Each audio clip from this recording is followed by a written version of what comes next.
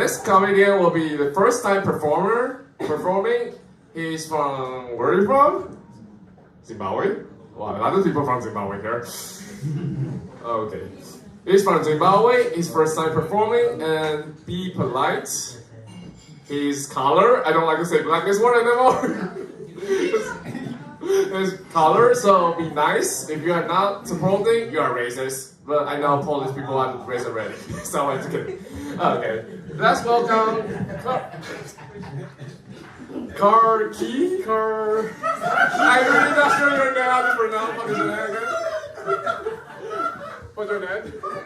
Kaey. Okay, Kaey. It's a joke. It's a joke.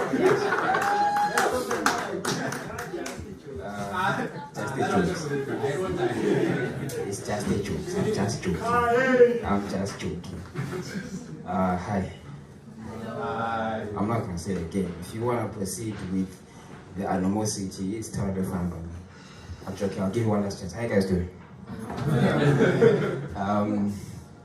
Okay. So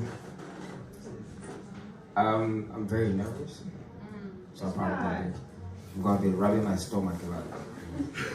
Just communication between me and my stomach so I don't shake myself. Just to try and ensure that everything is fine. Everything is fine. You guys look lovely. Well, obviously that's a joke. I mean, okay, in my defense, I didn't have enough time to look at you, but you know, somebody slayed and they wanted to hear me. You look nice, so you look nice. You know. So you say it's my first time performing. It's my first time performing for a UU show. First time performing for a UU show. Alright. But yes, my name is Kaey. You spell that with khaki. I thank God I put on black. Imagine if I was something khaki. But yes, my name is Kaey. Spell that with a Kaey. The E is not silent. So if you call me K, I'll meet you outside.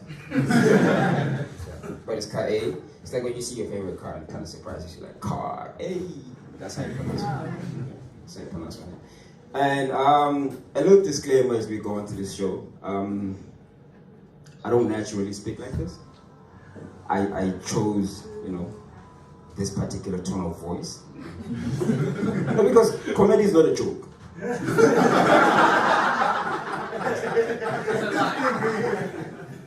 I chose this particular tone of voice. Like you would choose an outfit. You know, I picked it from like my catalog of voices. I choose you. On a Tuesday. On a Tuesday. Reason being, if I use my actual tone of voice, somebody out here might pass by and mistake this comedy show for a music concert. Is that young lad doing music covers over there, yeah?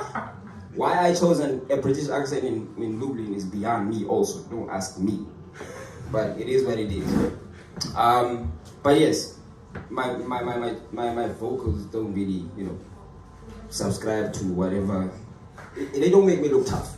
You know what I'm saying? And I grew as a stereotypical man, you know, like whatever stereotype you have for an African man, that's how I grew up.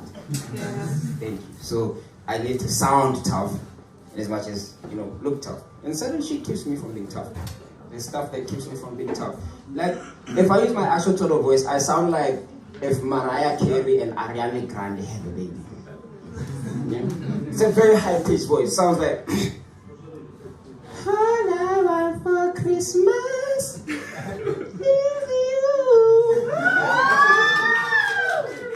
Nobody can take you serious. So there's a lot of shit that that really messes with me, and I really try my best to look tough, you know. I've got insecurities, you know, and my voice is one of them, you know, and my height. Yeah, that's why I work out a lot, yeah. So I can look like an SUV with a drop suspension. You know what I'm saying? So I work out a lot. Like, it keeps you from being tough. Like my height, there's two types of people that you stay agitated when you're short. When you're short, you're angry, you know? I promise you. You go to a club, there's two types of people that are fighting in the club. Two types of people. Only two types of people make fights in the club all the time. One is a guy that came with his friend riding shotgun and he doesn't have money for drinks. So his friends consistently have to buy him drinks, and so he has to make sure they feel okay. That's guy number one. That's your guy. He's basically the security of the night for his group of friends. And the second guy is the short guy. Short guy fights all the time in the club. And when you look buff, you know, that's my friend Kevin. He's very short. I'm short. Kevin. So, and the thing is, short guy is agitated all the time because, you know, he has to prove that he's tough, you know. So, I mean, if you're a short guy and you work out and, you know, you look like an SUV with a drop suspension, and if somebody bump into you, he's like, you know, next thing you know, it's fine. You're fighting. The worst combination you could ever have is a short guy who's a coward. Now that.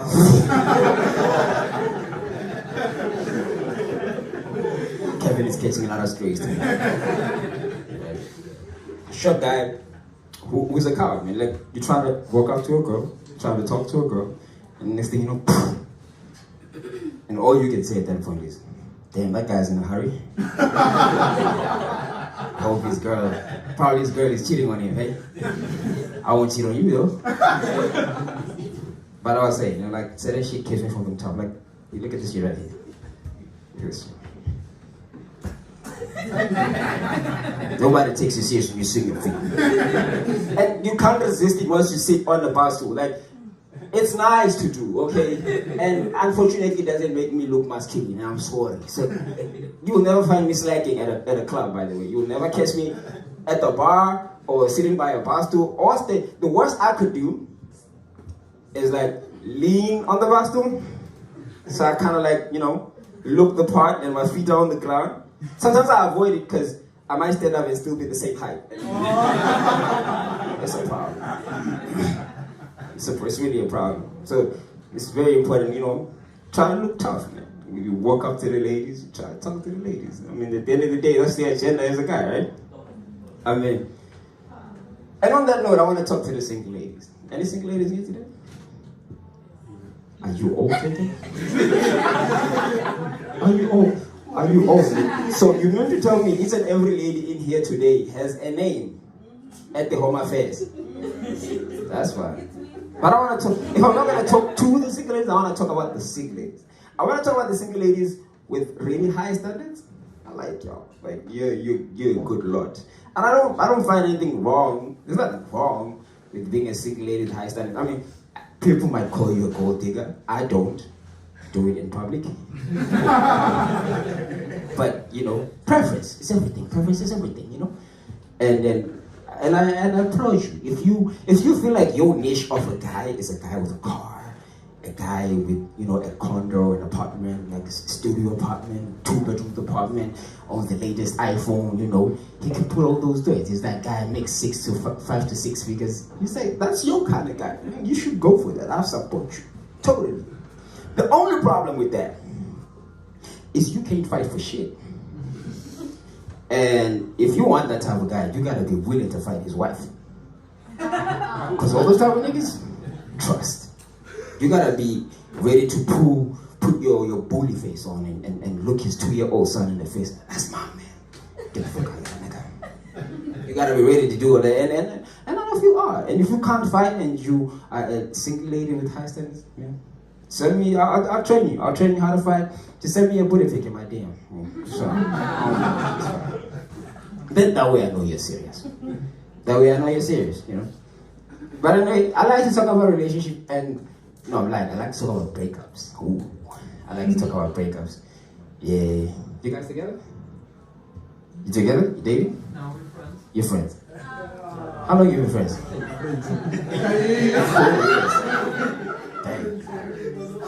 My brother's been a friend for 4 years. Dang. I'm not saying anything. Are you guys together? You guys together? You're gonna break up. It's gonna be his fault. I'm kidding. But I like to say I'll break up. I'm kidding. But I like to talk about breakups, you know. The reason why I like to talk about breakups, is people don't like give breakups like enough credit, you know, like breakups are hard, but they're really not hard if you think about it. When you go through a breakup and you can access comfort foods, oh my goodness, it becomes so much easier. Because when you can access comfort foods, all you gotta deal with is, you know, a bruised ego, you know, a wasted time, you know, and that's more part of the heart that got broken. Because you can fix it. I mean, it's definitely a small part. If it was the whole heart, then, you know, you'd be dead. But if you can't access the comfort foods, dang, it hurts so much more. Whew. Like, you ever had to go through a breakup and still get home and have to eat pap? Like, you have to eat salsa when you get home. For Polish people, that's soup. Like, get home and you have to eat soup. I don't care how cultural or traditional you say it is. Something about that says I can't make my bills at the end of the month. Okay, whether it's cultural or traditional. So when my landlord is coming to collect his rent, I make soup. Knocks on my door. You know, he knocks on my door. As soon as he opens, I'm like,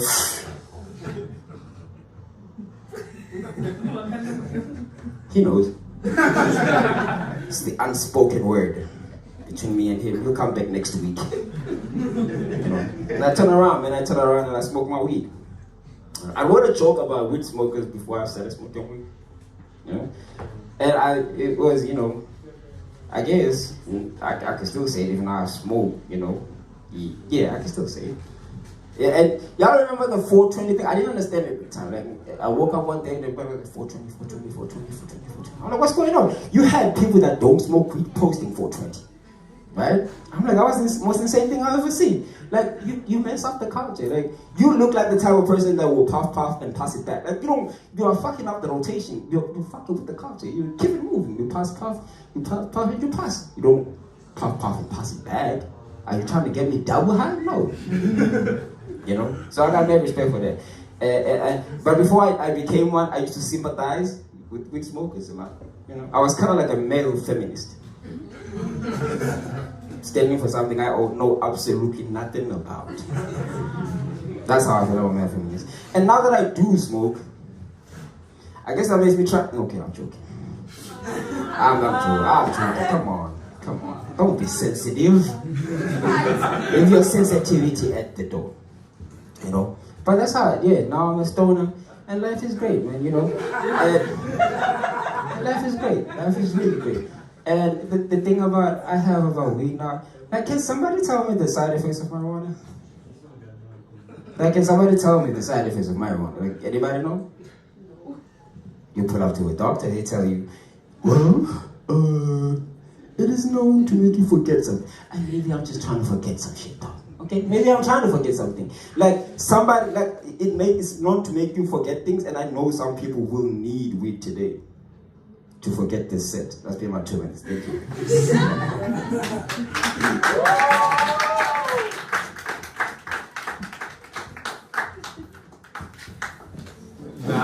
Thanks for Kaey.